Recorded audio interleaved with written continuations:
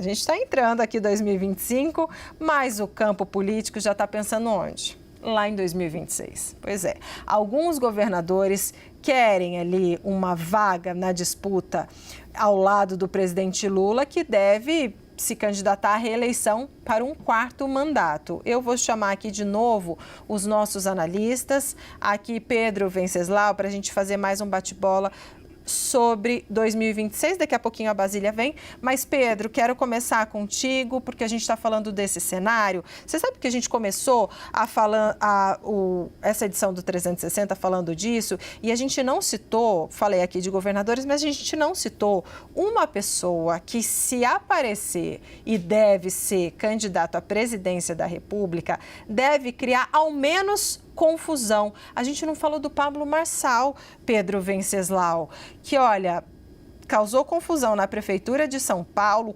quase foi para o 2º turno e fez ali os candidatos à Prefeitura de São Paulo a mudarem totalmente suas estratégias de comunicação, né, os seus planos de governo. Foi uma confusão danada. Mudar o tipo de discurso, né, falar ali empreendedorismo, enfim. Eu queria que você trouxesse um pouco do fator Pablo Marçal, que sempre fica rondando a política brasileira. Olha, curiosamente, Débora, agora há pouco, o Leonardo Avalanche, presidente nacional do PRTB, publicou nas redes sociais algo do tipo 2026 está logo ali. Porque o Pablo Marçal está no jogo. Mas agora o movimento mais recente do Pablo Marçal foi abrir uma conversa com o União Brasil.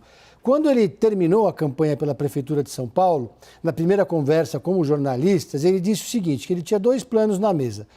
Ou disputaria o governo de São Paulo, Palácio dos Bandeirantes, ou a presidência da República, descartando, portanto, a possibilidade do Legislativo, Senado ou Câmara dos Deputados.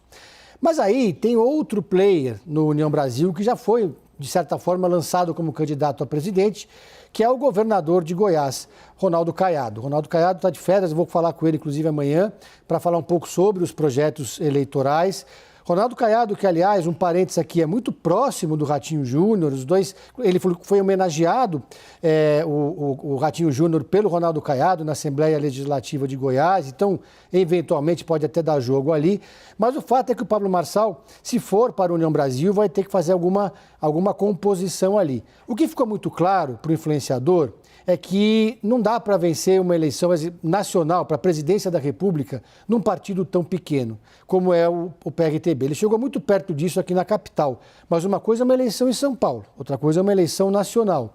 Então ele vai... Mas ó, só para lembrar, dá até dá, porque o Bolsonaro venceu, né? Não, ele venceu, mas numa circunstância muito específica, né?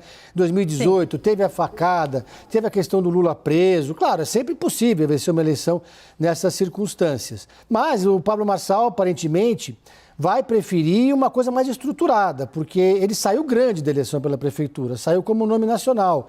Tem uma estrutura de internet que nenhum outro político no Brasil tem, maior número de seguidores disparados.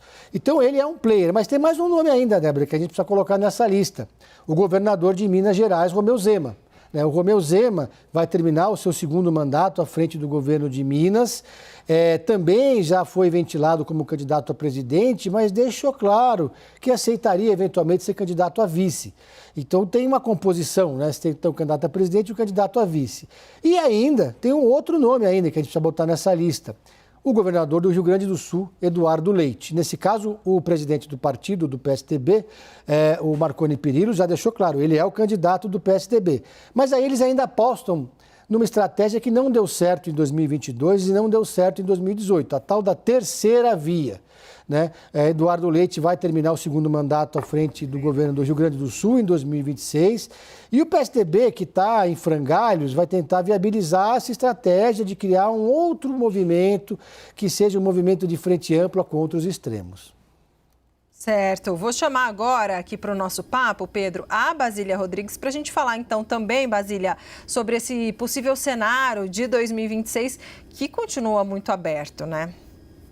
Com certeza. Tão aberto que pessoas que não têm nada a ver com a política podem querer também se lançar nessa disputa, né? Até chegada de fato de 2026. Você já tem alguns candidatos convictos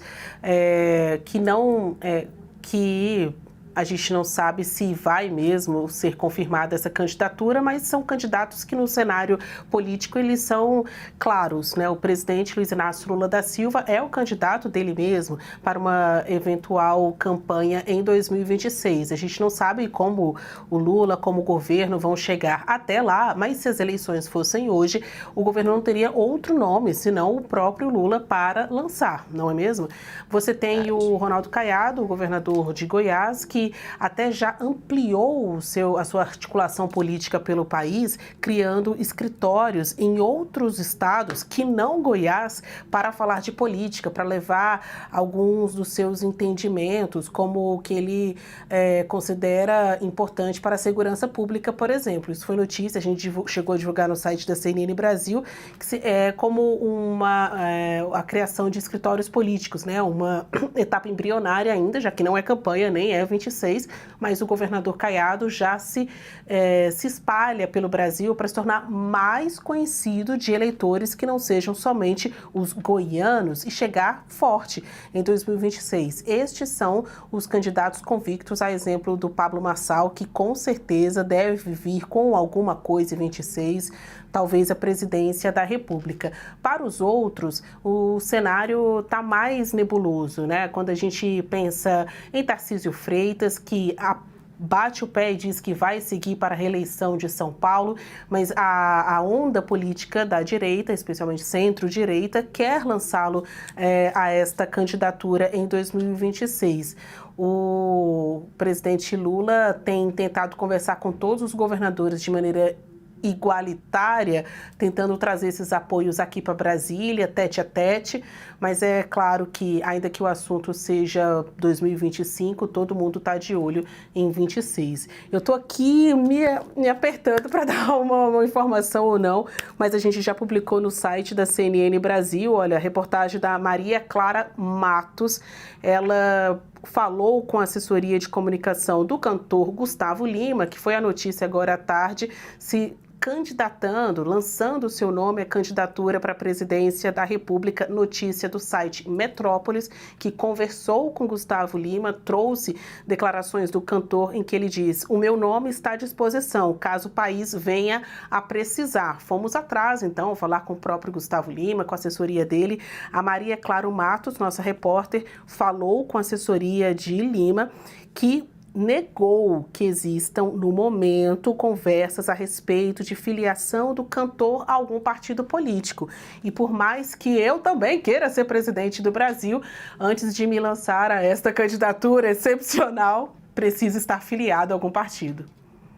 Exatamente. Olha, agora eu só fico pensando se durante o comício, um eventual comício de Gustavo Lima, se ele poderia cantar ou não. Obrigada, Pedro Venceslau, Basília Rodrigues.